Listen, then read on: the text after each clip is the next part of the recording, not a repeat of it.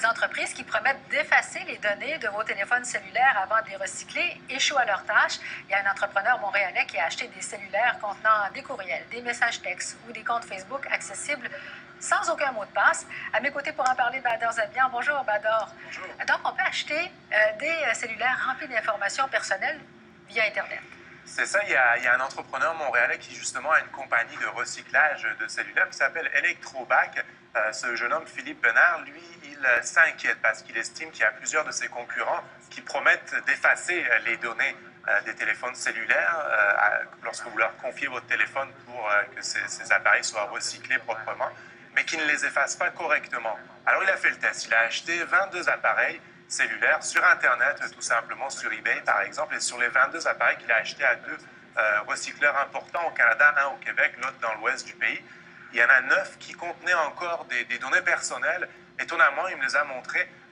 Je vous donner des exemples. Il y avait 3 de ces téléphones où les comptes Facebook étaient ouverts, imaginez-vous, où vous pouvez voir les photos très personnelles, les photos de famille des anciens propriétaires. Il n'y avait pas de code d'accès pour bloquer ces cellulaires-là, pour pouvoir avoir accès aux données. Dans un cas, il y avait l'ingénieur senior d'une compagnie importante qui est établie dans plusieurs pays d'informatique, de technologie de l'information. Et on voyait encore les courriels rentrer, donc des informations commerciales qui sont sensibles, des informations personnelles qui n'avaient pas été effacées correctement. Et ce recycleur, lui, il veut tirer un peu la sonnette d'alarme, sensibiliser les gens parce qu'il estime qu'il n'y a pas assez de... Tout le monde peut s'improviser recycleur aujourd'hui. Il n'y a pas d'obligation, d'autorisation spéciale à avoir. Mais en principe, on devrait avoir une formation pour savoir comment le faire et s'assurer de bien le faire. Oui, parce que c'est un peu compliqué à faire.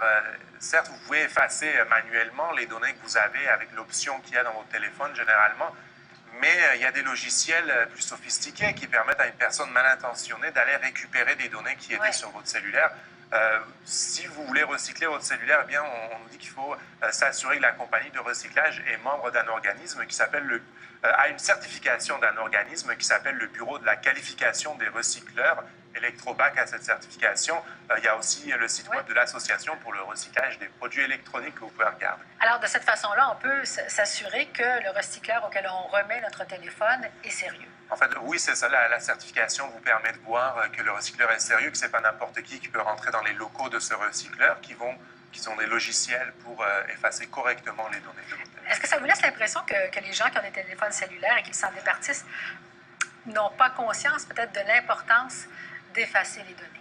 Bien, écoutez, dans le cas de l'ingénieur senior qui n'avait même pas un code d'accès sur son téléphone, on s'est posé des questions sur est-ce qu'il aurait fallu faire plus attention d'effacer toutes ces données avant de donner son cellulaire au recyclage. C'était une première étape pour moi. En tout cas, stupéfiant, sinon inquiétant tout ça. Merci, Bador. Merci à vous.